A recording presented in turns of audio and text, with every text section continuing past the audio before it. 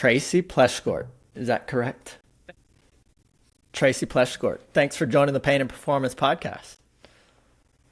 I'm super excited about this conversation. Yes, I'm very excited to dive into a lot of this stuff because when we look at health in particular and changing health, I always find it interesting that a lot of the skills that it takes to improve our health, change our health, are very similar to the things that the skills that we need to develop to improve our life in general. Yeah. Let's start there. Let's dive into a little bit of your story of how you got here, and what twists and turns in the road have you taken to get to what you're doing today? Yeah, so I am a life coach, a certified life coach, and weight loss coach actually. But majority of the coaching that I do really centers on solving problems and achieving goals. So that opens the door wide, to all sorts of different things, circumstances that we can coach on.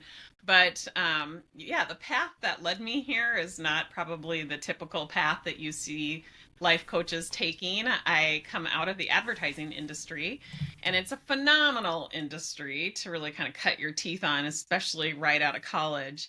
And I learned a ton. I loved building cultures. I loved mentoring people. So I knew that that was my calling. And as I got older and my kids were getting older, I started to really look at how much time I spent away from them as I was climbing the corporate ladder, and that, the time was quickly drawing to a close as far as how much more time they would have at home. And so I decided to kind of take that big leap. And as they were entering into high school, and I had arguably 4 more years left with them at home, um, I decided that I was going to leave my career, and I was really at the height of it, and start something where I could work from home and really soak up those last 4 years before they left for college. And so, mission accomplished. I'm sure that people had a lot of opinions around that. Thankfully, I have a family who is super supportive. And even though my husband probably wanted to like question my Are you thinking big sure we're time. doing this? Yeah, because I don't know who was the bigger breadwinner at the time, but I was probably at the height of my earning potential. And yeah, leaving that, leaving the benefits, and starting from scratch is a very scary thing. But I knew I was being called for more, and I knew that the reason behind that decision was so meaningful to me. And anytime I started to question that decision, I went right back to the reason why I made it. And I loved my reasons why. And I don't do well with regret, which was one of the biggest reasons why I made that decision in the first place. But I also had to really kind of decide how I wanted to think about leaving a career at the height of, my profession. And I wanted to leave it feeling complete. I wanted to leave it like I've given so much of my best self, and I've gotten so much from this experience, and it's simply complete. I wrung out every bit of goodness, and I still, to this day, after I left in 2014, I look back with the most fond memories. And it's such a cool industry. You get to work alongside some of the most creative people, but I learned so much about myself that I love being surrounded by that kind of energy. And I love mentoring people, and I love developing cultures. And so it just really affirms like what it is that I'm doing now. And so the lessons that I pull from that, although there are many, for purposes of this conversation, it's, I decided how I wanted to think about that, like, detour in career. And I think about it still to this day as it's complete. And it taught me everything that I needed to know. And it really supported the evolution of me as a person and allowed me to grow the business of my dreams. Um, and now, today, I coach on the challenges that I've experienced through my life, which those too are abundant. So, like, I struggled with overeating and I struggled with over drinking. And I think, like a lot of humans can relate, I struggled with relationships. And so, those are the primary areas of focus in my coaching business. So, we have some very specific programming around losing weight and metabolic health. But with that being said, the concepts that we teach can be applied to anything. And so, just being a woman who struggled with over drinking and overeating, I tend to attract a lot of women who struggle with overeating and over drinking. It's interesting because you two thoughts come up whenever you're telling that story. Is that we had an amazing podcast with Dr. Alka Patel, who has a really brilliant TED talk on health. And one of the things that she mentions during that is that we should tie our actions, our habits to our purpose. And when we do that, you won't go wrong. You won't make a wrong decision. Like, is this serving my purpose? This health habit, this thought, this belief, this activity. And if the answer is yes, you're never going to go down the wrong path because you're learning how to step into your purpose more. This is, of course, never talked about in healthcare, and no one comes in and says like, hey, not no one, but why do you want to get healthier? Why do you want to lose weight? What is the purpose that you want to make this change for, and how does that serve your purpose of in life? And that's where the real power probably comes in with a lot of these things. The other thing that I think we can dive a bit deeper in is, it sounds like you kind of do what we do a lot, which is, I have a pain practice, and a lot of people find us because they've heard, hey, if you've got chronic pain, if you've had all these things, you need to go and see them because they're the best at it. And pain is a very heavy motivator. You are highly motivated to make change because pain is this prevalent reminder. And often we use that motivation not only to change their pain, but also to start changing everything that surrounded creating that pain. So the health habits, the dietary habits, the daily activities, the thoughts, the beliefs. And it's like that initial very surface level thing that leads you to take action is just the tip of the iceberg. It goes much, much deeper than that. So it sounds like you have a similar philosophy, method, if you will. Mm-hmm. So what are the steps that you take people? Somebody comes in, they're starting with you, and let's stay on the weight loss thing for a minute, just since that's kind of top of mind. What does that look like? What are some of the initial things that you might be doing or focusing on or asking people to change?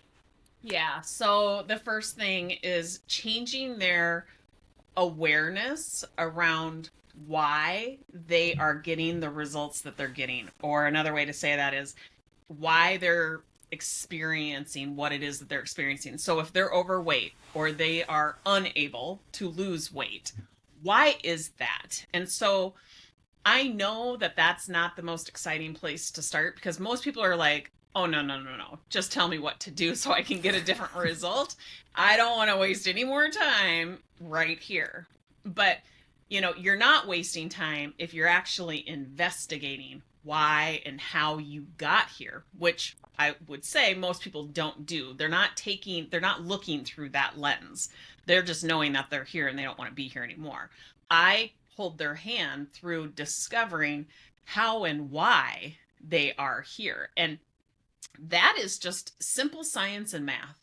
Like, I want to explain the simple neuroscience behind your primitive and what I like to call your prodigy brain. We're all born with a brain that is comprised of those two parts. And your primitive brain is very dramatic because it's meant to keep you safe. So in a primitive state, it was like, if you don't run right now, you're going to get eaten by that tiger. So, but, in today's state of affairs, we're not in a lot of danger, but yet our primitive brain hasn't really caught up. And so it offers a lot of fear-based thoughts. And we don't question those thoughts. We just react to them. And some of those thoughts are created from, indirect and direct messaging from a long time ago. And again, we've never questioned it. Maybe the messaging came from an authority figure who said breakfast is the most important meal of the day. And so we never questioned that. We just built our life from that. And they might have said, and orange juice is the way you have to start. Right? And so we've always done that. So you have to understand why and how you got to where you're at. You have this part of your brain that is offering you those thoughts and those beliefs, and you react. Those thoughts and beliefs make you feel something that organically, very much like by default, you react. It's very habit-based.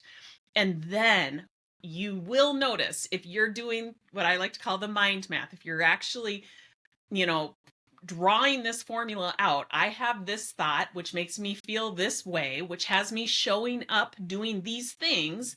This is the result I get.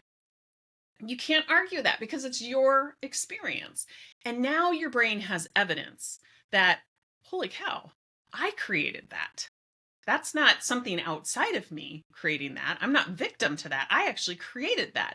You can see it in black and white. So I want to take the 10 minutes necessary to draw that out, to show them the evidence of how they are responsible, not in a condemning way, but in like you actually have the control type of way of their results. They have the responsibility. They are responsible for that. And so I just like to show them the how and the why of where they're at right now, and then explain a little bit of neuroscience.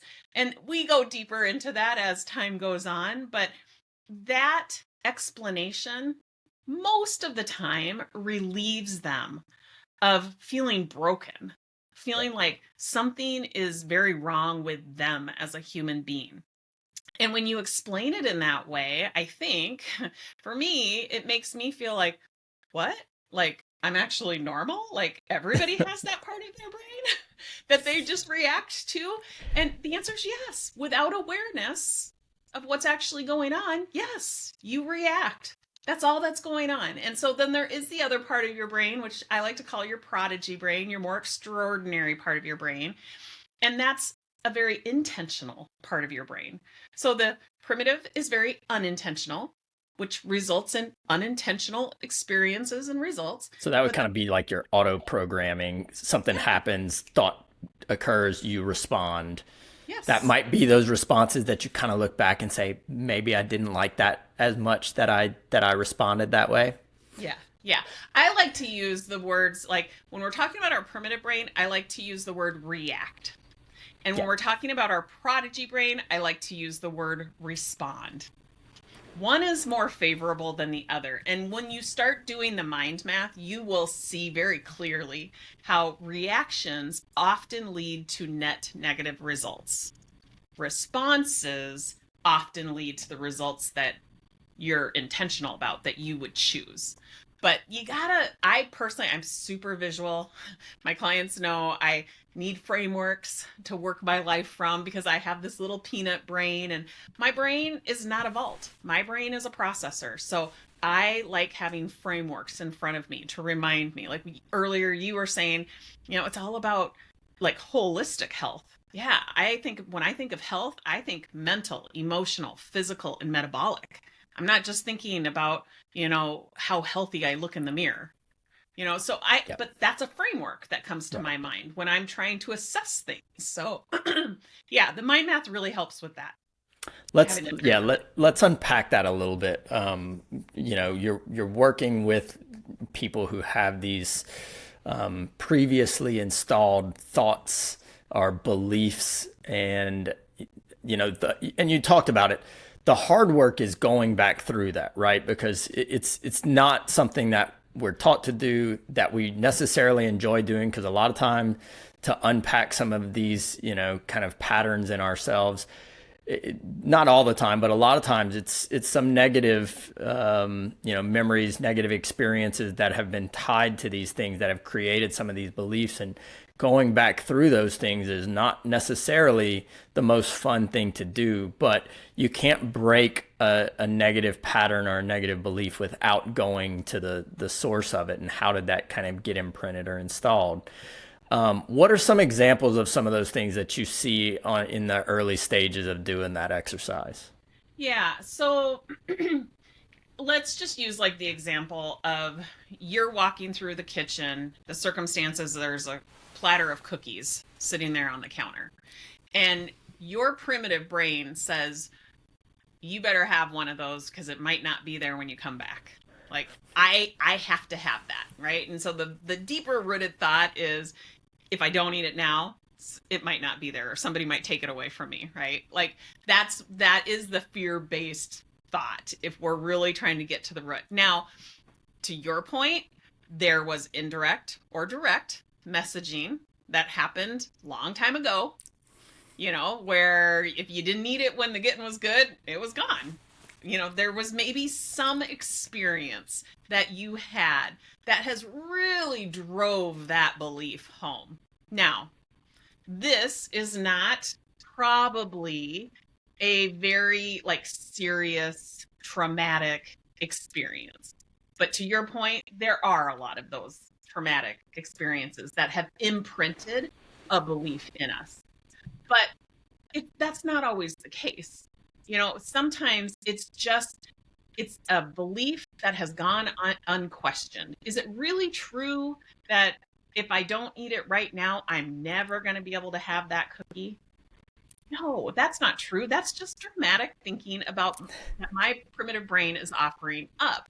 So in the moment, if you see that and you know to question it, because ultimately if you see that you're getting a result where you're overeating or you're eating things that is not going to lead you to your goal, then you can start to question that and just recognize that urges.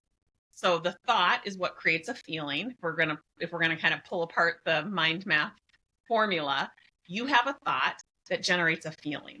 So personally, even as a life coach, I'm not as good at finding the thoughts as I am finding the feelings. I can quickly like notice a feeling, especially if it's an unwanted feeling. And that is what trips my trigger to question, why am I feeling this way? What And led to that feeling? yeah, What and thought that led to that reveals feeling? the thought. Sometimes it's very dramatic, and sometimes and it's really steeped in something, traumatic that might have happened in my childhood, but not always. And regardless, to be quite honest, all we want in the moment is to get a different result. Because if we know the result of overeating is happening from an urge or from the feeling of restriction, then we can solve for that because we know it's coming from a thought.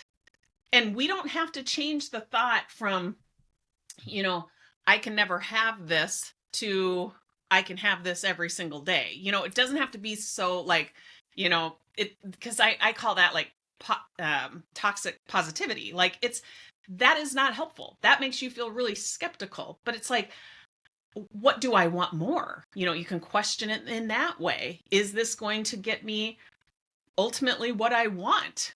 Or, today actually in one of my coaching calls, somebody was talking about a gala apple that they were so disappointed raised their blood sugar, because we teach people to look at data to make their decisions from so that they don't lean into dramatic thoughts.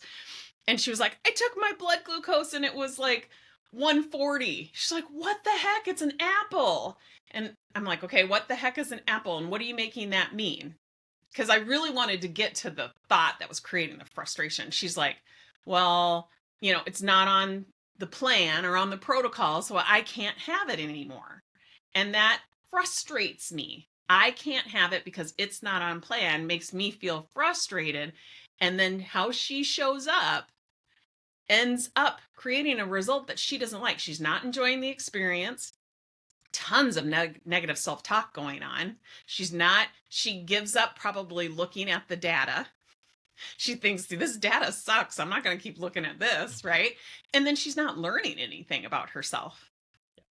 So it's just, you can see how that primitive brain, when it's not being managed, it creates over and over results that you don't like. And when you see that result, now you've got a choice. Now you can be like, oh, okay, I'm going to question that thinking, which does trip the trigger of your prodigy brain. So, yeah, there's a lot of words It's there for so you. good. No, it's such a good thing because I think we have those responses and those thoughts, but we don't often in the moment we're not trained to pause and take a step back and unpack it and think about it a little bit. And is this response something that I want? Like, do I want to respond this way?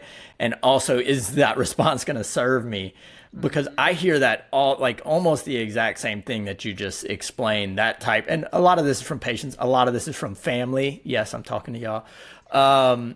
In that, like, when I have that data that tells me that, and I'm not getting the result I want, let's from a weight perspective, that means that unless I don't have anything good, I'm not going to get the results I want. And that belief starts to like perpetuate, and then you start to resent making the positive food choice Right. because you believe that you're being forced to do it, or being pushed that way against your will. If you Yeah, I mean, just look at how you start to shut down, and you're very narrow-minded.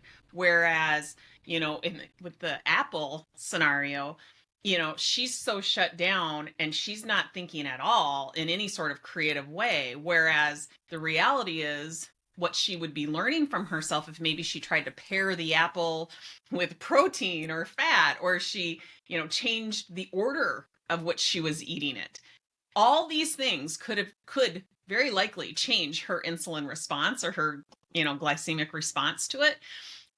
But if she's like just bought and sold on the whole I can't have this anymore, which makes her feel frustrated, now she shuts down and she's not going to learn anything about yeah. herself, and she's not going to try anything new. And ultimately, I would argue that learning about yourself, mentally, emotionally, physically, metabolically, is really the way to optimizing your life in every area, every facet, professionally, personally, spiritually, socially. Like, learn about yourself. But there is a lot of limiting thinking that shuts that learning down. And now you don't accept yourself. You just think you're broken, and you start like trying to control everything, which doesn't end well. So in a lot of these situations, if people start to recognize that they're doing it and start to realize what's the when does the behavior change come in? How do we get them to that level? Yeah. So I really like to get people, just based from my own experience, knowing that I am so much more likely to notice a feeling before I'm going to notice the thought. I I challenge people to start like articulating what it is that they are feeling. I tell people, look at your calendar, and any white space you see on your calendar, set your alarm. And that's just your trigger to check in with yourself. How are you feeling? And now, once you've articulated, it's frustrated, overwhelmed, stressed. Okay, now you've named it. Just naming it tripped the trigger of your prodigy brain, right? You're being intentional. I've got to name what it is I'm feeling. Now we've tripped the trigger of your prodigy brain. We've started to shut down that, or turn down the volume of that primitive brain. So it's just this sneaky little exercise that I can get people using the other part of their brain just by doing that. So to answer your question, it's checking in with yourself. Like, if you have to be reactive to an alarm, do it. Do it. It's a great way to better understand yourself. What am I feeling? Why am I feeling that? That would be step number 2. Why am I feeling that? The answer to that question is the thought that's running through your head. Now you've got 2 parts of the mind math already done. So now you've got the thought that's making you feel, and now you just ask yourself, okay, how do I show up? When I'm feeling overwhelmed, how do I show up? Oh, interesting. I find myself, in front of the pantry. perusing. I get snappy with people. I start, binge watching Netflix or scrolling through social media. I mean, I think it's a lot of things we can all relate to, and it happens on autopilot. We've got to bring awareness to it. So, great question. Where do you start? I like to offer that as a suggestion because Yeah. personally, I can relate to that being the easiest place to start. Yeah, I've done an exercise that was similar, that was almost kind of more like at the end of the day, to be honest. Like, when did you have, some of these like negative feelings? And we even got to the point, like, where do you often feel in your body the Yeah. negative feeling? For me, it was a lot of stomach. Like, you just feel that kind of discomfort there. What was happening? What was the thoughts before that? What was your action there? And it was always a very interesting thing. And then one of the questions I kept having is, how do we take that and start to pre-program some different responses? Because Mhm. if I wasn't catching it until the end, then I may have still responded in a little bit of a frustrated manner or a snappy manner. And so I think the recognition, what we pay attention to certainly changes our behaviors, right? Yeah. Is a big first start. But is there some follow up stuff that people can do? Like, I'm starting to notice that whenever I get frustrated, I'm going and I'm snacking, or whatever their response might be.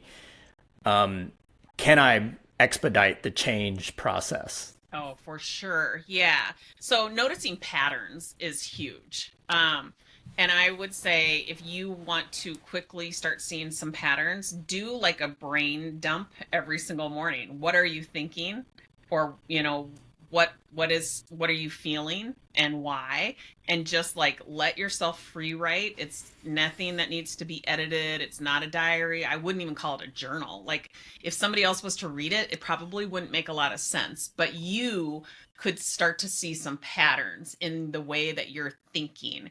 And you can question that and ask yourself, is that even true?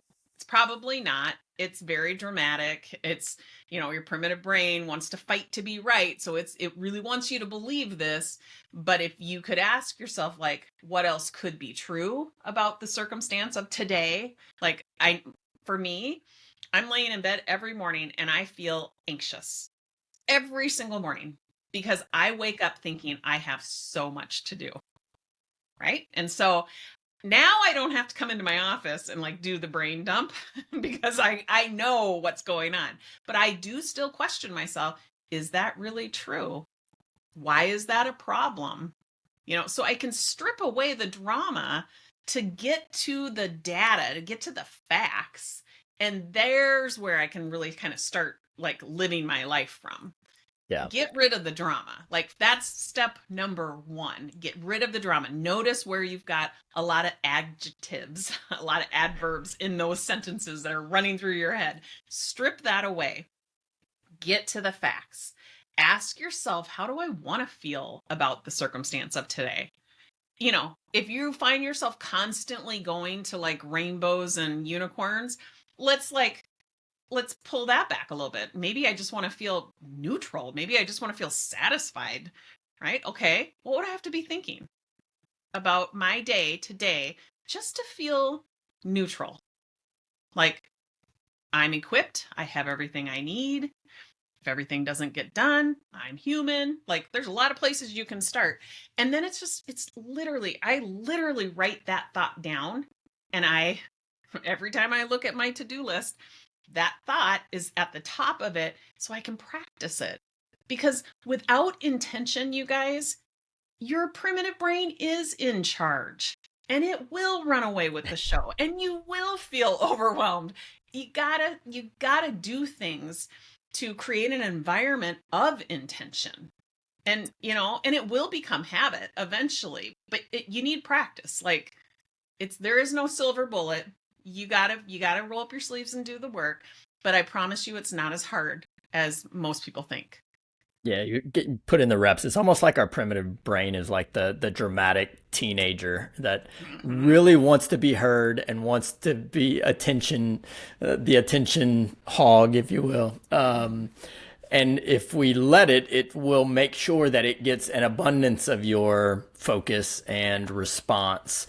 And how do we kind of maybe input these small little checks throughout our day, that don't let us get too far down that path.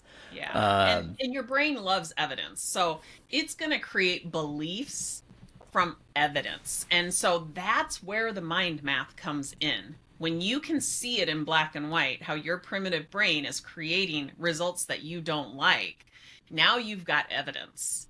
When you can ask yourself how you want to feel and what is it that I need to be thinking to in order to feel that, right? What do I need to be believing in order to feel that? And how will I be showing up? And what will I be creating from an accumulative, place of responses, intentional responses? Now you got evidence. You can't argue that. Those are your applied experiences creating those results. That's what I mean when I say being self-made means taking responsibility for your unintentional and your intentional results. And so the mind math formula, I have that on my website, and it's a totally free download with the instructions. So I Yeah, think again, let's dive into that a little bit, because I was listening to some of your explanations on mind math, and I was like, this seems like a tool that can impact a lot of areas of life. yeah. So you've kind of explained what the tool is. Let's go into a little bit of like the utilization. So the mind math equation is the thought to the feeling to the response, correct? Yep. So Okay. your thought about any circumstance, no matter what it is, another person, words that people say, the day, a circumstance, and it's really important to separate your thought from a circumstance. Some people would argue the circumstance is that my son is very irresponsible.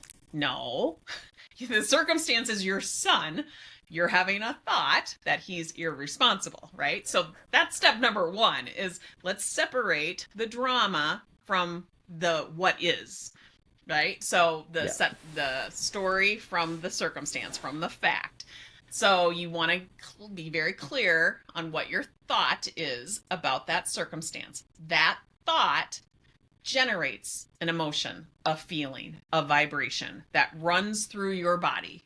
You aren't doing this on purpose. That is just it's a cascade of chemicals that actually creates that within your body. That feeling, that emotion, that vibration has you organically showing up. Okay. So if we can be intentional about the thought, the feeling and the responses organically happen. It's the intention happens at the thought level, at the mind level. The unintention happens at the mind level, right? So Right. when it's unintentional, it creates an unintentional feeling, which creates unintentional reactions. And what you would get if you were putting that in the mind math formula, you would get probably a result that you don't like. And so, again, I like to just put pen to paper. When you have a feeling, let's just say it's restriction. We teach how to apply intermittent fasting in one of our programs. And a lot of people come through the door and they're like, oh no, I am not fasting because I do not believe in, I feel very restricted. And out of a self-care method, I'm not putting myself in that position. Okay, well, I love intermittent fasting because it does bring up feelings like restriction that we can solve. Let's put that in the mind map. So we've got the F line, the feeling line. We know you're feeling restricted. Why is that? Because you have a belief that I can't have that. Is that true? You have free will. You can, of course, have anything you want. But if you're choosing not to because you're trying to get a different result from your life, that's a different thought. Why are you like bought and sold on the I can't have that that's making you feel restricted when you could, when you see it and how it's playing out, you could like practice the thought, I'm choosing not to have that because I want to lose weight. That makes you feel empowered, responsible, right? Which the two feelings, restricted versus responsible, have you showing up. Your behaviors look entirely different from those two feelings. Yeah. You will get a different result. Does that Let's help? that's a perfect place. I think that people can, if someone does have weight loss as a goal, I think that's a really good starting point of, what are my feelings around food and eating and making these changes? And then, what is the thought that leads to some of those feelings? I think everybody can do that exercise or needs to do that exercise. Mm-hmm. If we're double clicking on weight loss, what's the next few steps that people would want to do to actually achieve their goal weight, their goal health, and make sure that they're setting up a system that accomplishes all of their health goals in that aspect?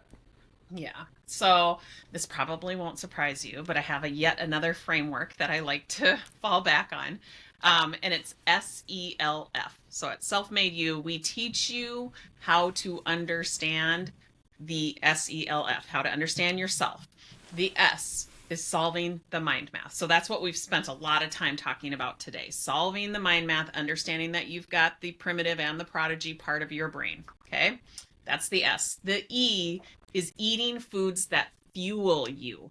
Now you have to understand, what does fuel you mean? Like in my vocabulary, that means that we are working towards balancing out the hormone, the insulin hormone. That means that we have enough energy to get through the day. That means that our moods aren't like on a total roller coaster. So that's what fueling means to me, but you get to define that. And so we work through that. The L is learning how to collect data so that we make all of our future decisions from data and not dramatic primitive brain thoughts. We look at facts. So we teach our students how to collect the data of their blood, how to collect the data of what it is that they're feeling, how to articulate that. Look at measurements, look at patterns over time. It's huge. Look at data, not drama. And then last, fasting. The F is fasting. And we teach people how to intermittently fast so that they achieve better metabolic health, ultimately, longevity. They reduce their risk of chronic illness and disease, and they, improve their cognitive performance and all of the things. So SELF, that's my framework. I think, it creates change for sure. No matter what it is that you're going for, it helps you achieve your goals. But ultimately, I think, between metabolic and mental health, there's so many things that become byproducts of that. So I think that kind of goes right back to how we started. How do you define health? I really like to emphasize metabolic and mental health. Like there's so many amazing byproducts of those two things. Weight loss is a biggie. Yes. Yeah. We had to mention two things.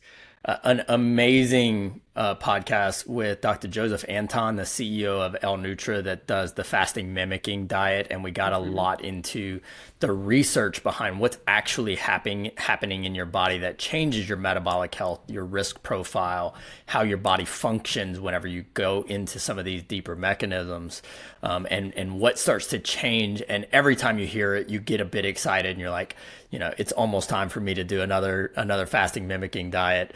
And when we talk about like the beliefs around these things, the brain's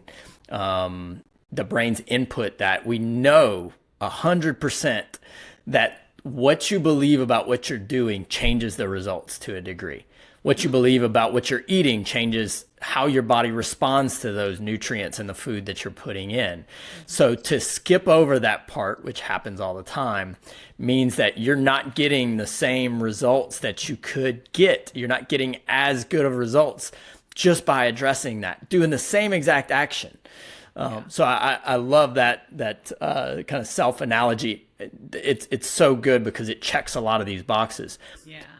Let's go into the data part, because that's after my heart. Of course, we're always looking at better ways, and now we're in a world where we have a lot more access to do that. Mhm. What are you trying to measure? What do y'all like to see? Um, what metrics are you looking at? What devices? Let's go deep on that. Yeah. So for starters, like I teach clients how to use like a finger prick glucometer so that they can start to measure their blood glucose in response to things that they're eating. It can be a good indicator of how you're metabolically responding to environmental circumstances as well. Not as easy to do with the finger prick model, but we can certainly learn a lot about ourselves from that data. You can also look at your ketones. The blood glucose monitor that we suggest now can measure uric acid as well as cholesterol, which is amazing. So if you're somebody who, those markers are important to you, just know that you don't have to have labs run, and it doesn't have to be expensive. You have access to that kind of data right now. And it's so powerful because it will squash so many dramatic thoughts when you can look at that data. Measuring the water that you're drinking, it doesn't have to be complicated, guys. Like, you can measure very easily the water that you're drinking, the electrolytes that you're adding to your water. Body measurement, when the scale starts to slow its role in reflecting weight loss, look at body measurements. And so we teach people how to accurately take their body measurements upon starting a program, and then midway the most accurate way to take those measurements. I mean, it's really simple things, but we get very overly dramatic, and usually the brain is saying it can't be this easy, or that's not enough, or this has got to be hard. Like, those are the primitive brain thoughts that we're battling. Sleep. Do you have an aura ring on? I do. I saw yours I earlier. I was like, ah, Yeah. she's paying attention. Yeah. We monitor sleep. Now these are all like fun little add-ons. Of course, I don't tell my clients you have to have an aura ring, but oh my gosh, if you are a data geek like I am, it is such a cool tool. But sleep is so incredibly important to our metabolic health. So it absolutely fuels the learning about yourself if you can measure this kind of data. I wear a CGM, which is a continuous glucose monitor. Love Levels. NutriSense is another brand out there of CGMs. They both put out fantastic research. So I would highly recommend following them. Um, oh boy, what else? I mean, How do y'all use or how do you teach people to use the data from a continuous glucose monitor? continuous glucose monitors, makes monitoring your blood glucose so much easier because it's closed loop. Whereas if you're going to do a finger prick, that's a moment in time, that's a snapshot. And I like to teach people how to look for patterns. And so we are wanting to see, what is your blood glucose reading when you wake up in the morning? And are you experiencing the dawn effect, where your body's intelligence is actually pulling blood glucose as a form of energy from the muscles, from your liver, and preparing you to get up and out of bed and do all the things that you need to do. And then we want to see, as the day goes on, as if you're presumably fasting, we want to see that the blood glucose number starts to decrease. We know we can measure metabolic health through the lens of seeing if your glucose is decreasing and seeing if your ketones are rising. Now, currently, a continuous glucose monitor does not measure ketones. So if you want that data, you're going to have to do it from a finger prick glucometer.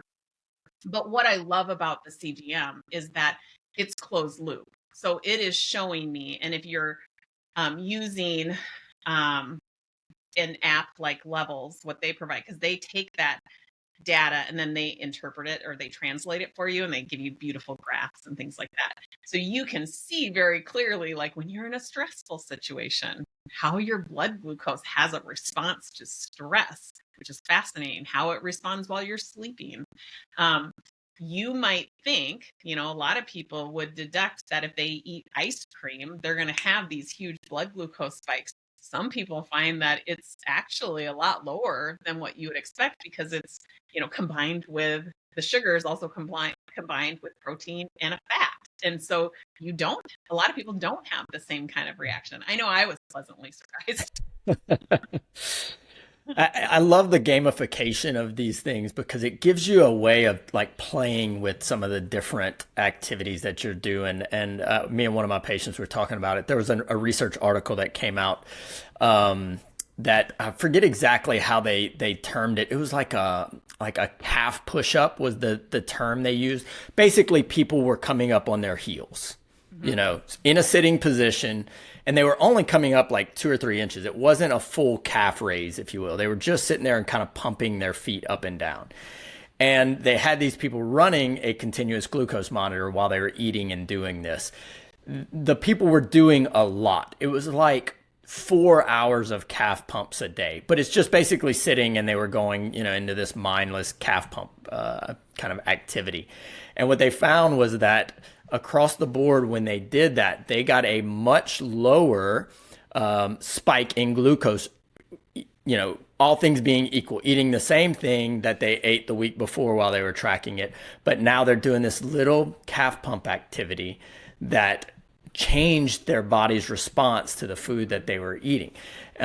That's a game that you can play and look at it and like, how great is that? Like, I'm having a cheat day. I'm going to sit here and I'm going to move more because I know that, my previous data has shown me that I can actually do this and I can mitigate some of the stress and some of the negativity that comes in. And I was like, these are the things you can look at that, make living a healthier life fun. It shouldn't be this stressful, difficult thing that feels like a burden. It should be fun. It should lift you up and make you excited to make some of these changes. So I love the gamification that some of these things allow us to do.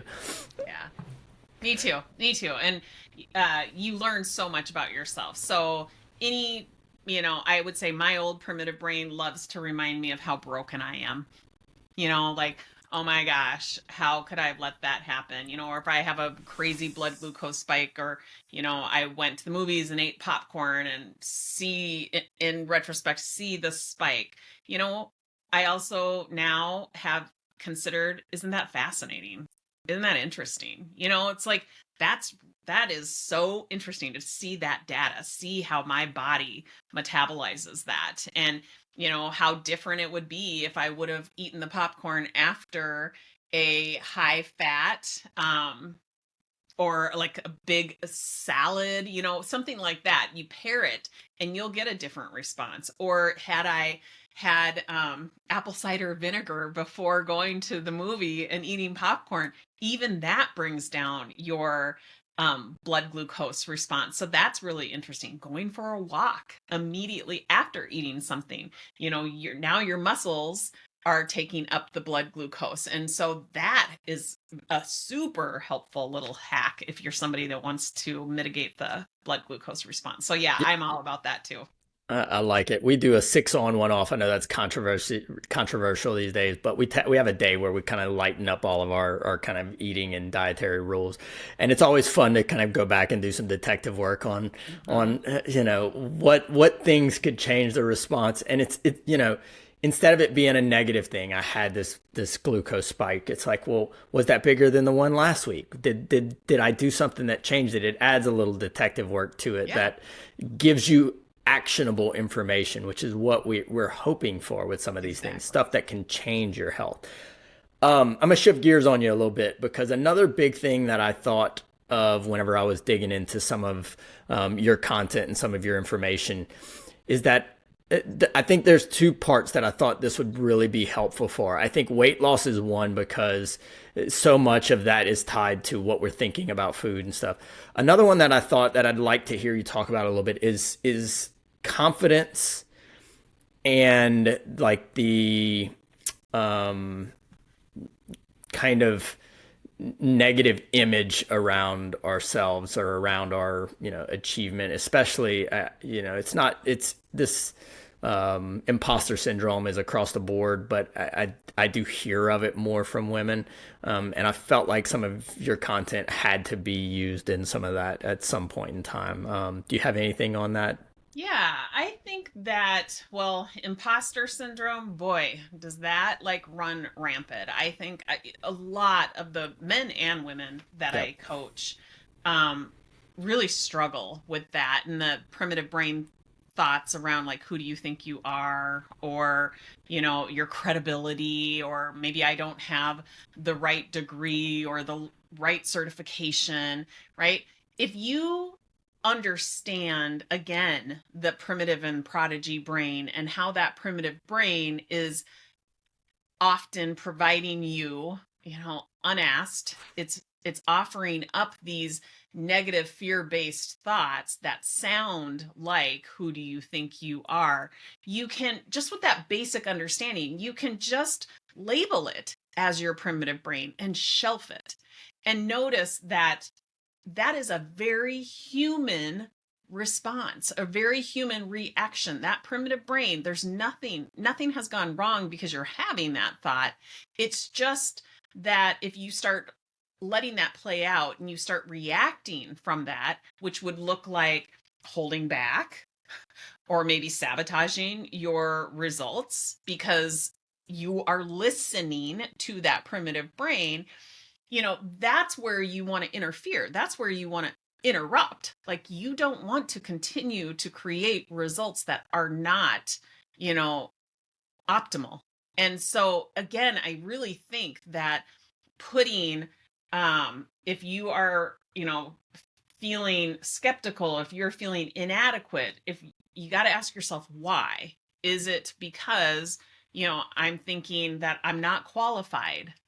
And you've got to see that that is a function of a mismanaged, unmanaged primitive brain. And questioning that is going to trip the trigger of your prodigy brain. Confidence is typically, when I ask my clients, what is it that you want to be feeling? Confident is often what they tell me.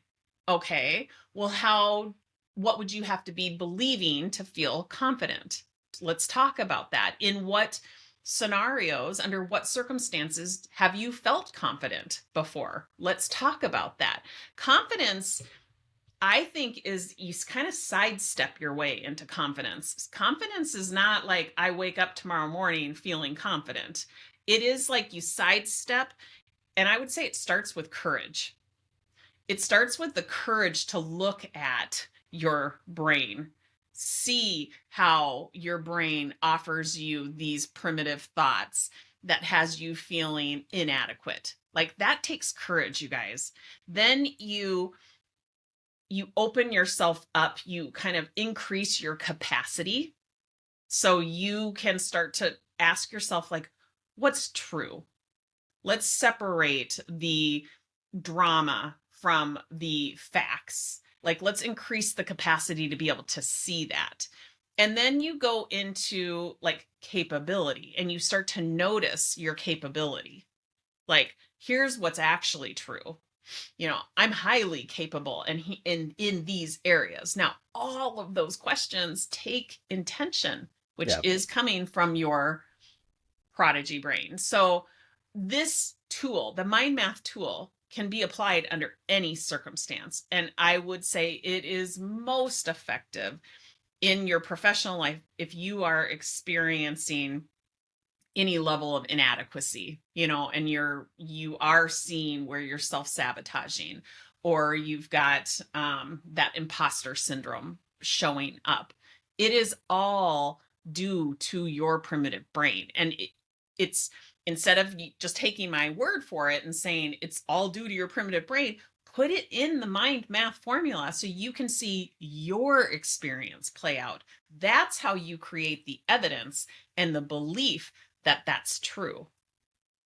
It's that's yeah, that's why I was like, this matches too much what I feel like people need to change and shift.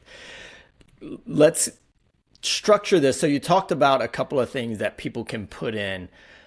Can you kind of script out a day a little bit of like if someone is wanting to use the mind math method to change weight loss or professional goals, or they can name it whatever goal they want. Mhm.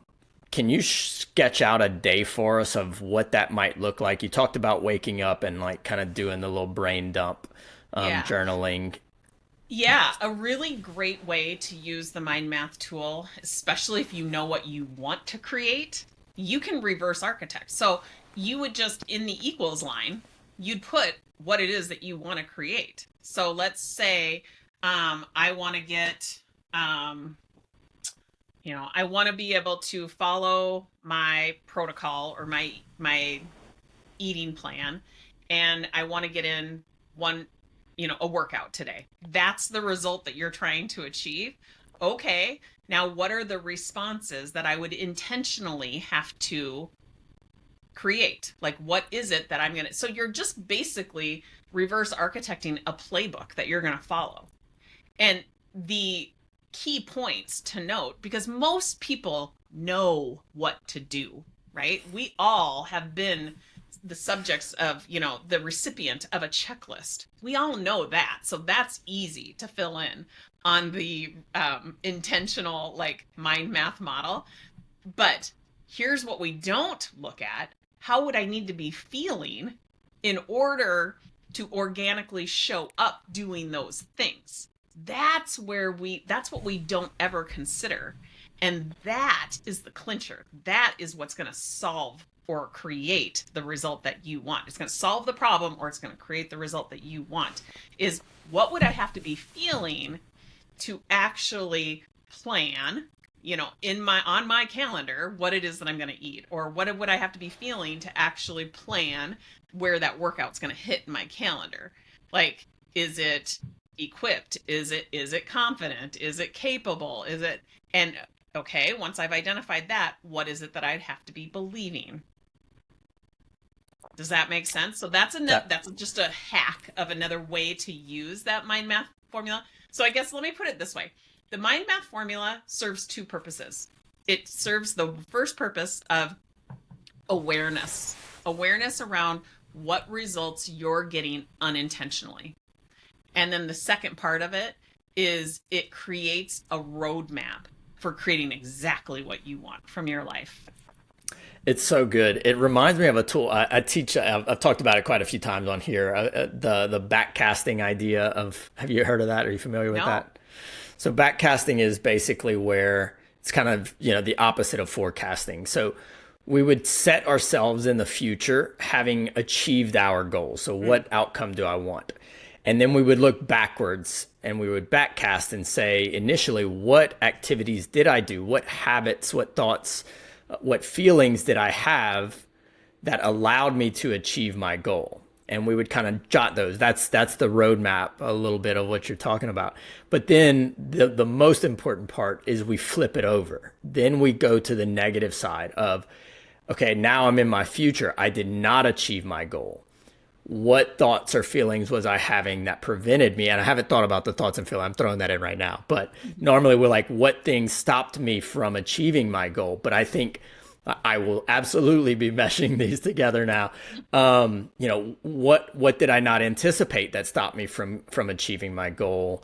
And it just gives you this like almost hit list of like, oh, I never thought about I got injured, and so then I couldn't exercise and I was depressed and I felt like I fell off the wagon. How do I prevent that? How do I make a game plan to try and lower the risk of that? Yeah. The thought and feeling part of it is probably part of the equation we've been missing in that backcasting, but I love that. That's so powerful if people actually are setting up the time to do these things. Yeah. And that Making would decisions ahead of time is another, like, forecasting what the obstacles are that might, show up in your way. Making a decision when you're not in the moment. When you're in the moment, when you're really emotional, your intellect is low. When emotions are high, intellect is low. So it would make perfect sense to forecast any such obstacles that might show up and create a game plan ahead of time. When you're when you're intentional about creating a game plan, you are using your prodigy brain. Now, prodigy brain, intellect is high, emotions are low.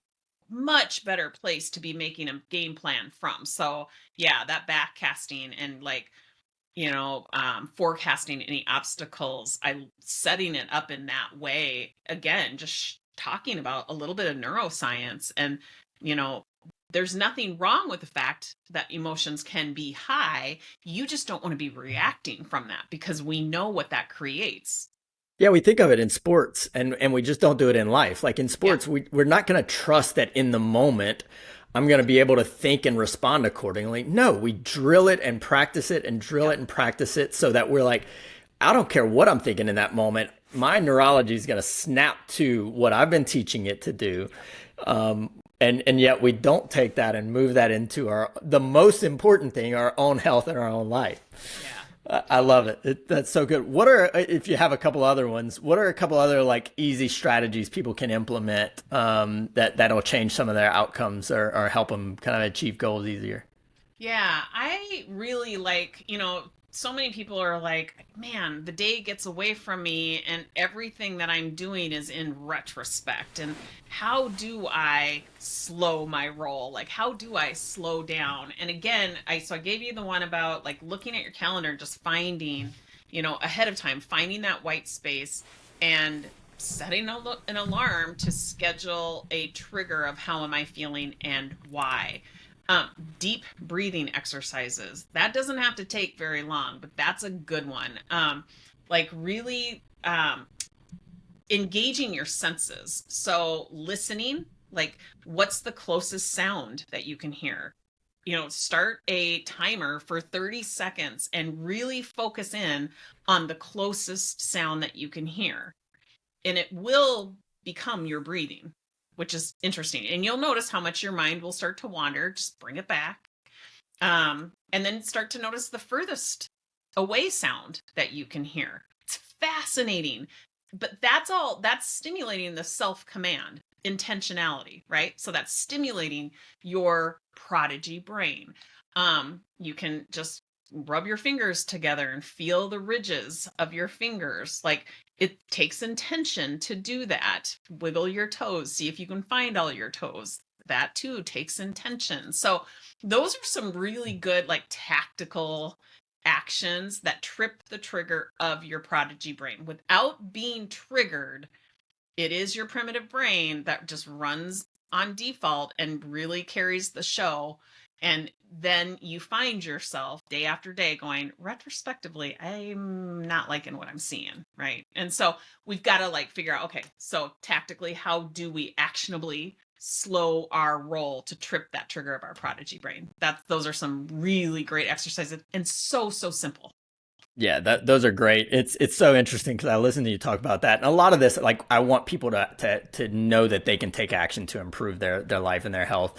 And we want the tactic. What is the thing? And I'm listening to you talk about it, and I just have like the urge. I'm like, those are great. Don't skip over what she said about the huge part of doing the work of digging into, the response and the feeling and the thought to go straight to the tactics. Like Yeah. doing that hard work first is where all of the quote unquote magic happens, right? Amen. But Amen. we all want it. Even myself as like a conversation. Oh, give us some tactics. And it's like those are great, only as part of doing the hard work of diving in and doing some of Yes, the deep work on it. that's right. Tracy, we could go for hours. We might have to set up a round two because I know this did not go anywhere. What some of the talk was, but I'm so appreciative. This is life changing information for people if we put it into action. Where can people find more information if they want to dig into some of your work and some of your information? Yeah, our website is probably the best go-to because it will then direct you to the places that you find most interesting. So our website is www.self, S-E-L-F dash made, M-A-D-E, and then the letter U.com. So that will direct you to podcasts and blogs and all sorts of free resources, as well as ways that you can work with us. We've got a self-made mind and body 10-week program that really does pull it all together. And then we also have a taste test. So just a month long taste test of that programming to really understand, to really get the evidence as to, how life-changing that can be. So we only offer that to the podcasts that we're guesting on, because it's a great little taste test. I love it. I love it. Self-made you, Tracy. We're gonna put links to everything in there. The last question we ask all our guests: if you could tell people one thing that they could do today to get a little bit healthier, what would that be? Hmm. I would say I really do truly believe that it all starts at the level of your mind. So whether we are talking, we talk about health comprehensively, and if you can heighten your awareness at any level, and I would say start with how it is that you are feeling. If you can just name that feeling at any given moment, that does heighten the awareness. And so that stimulates, better mental health, which has a trickle down effect on the physical, emotional, and metabolic.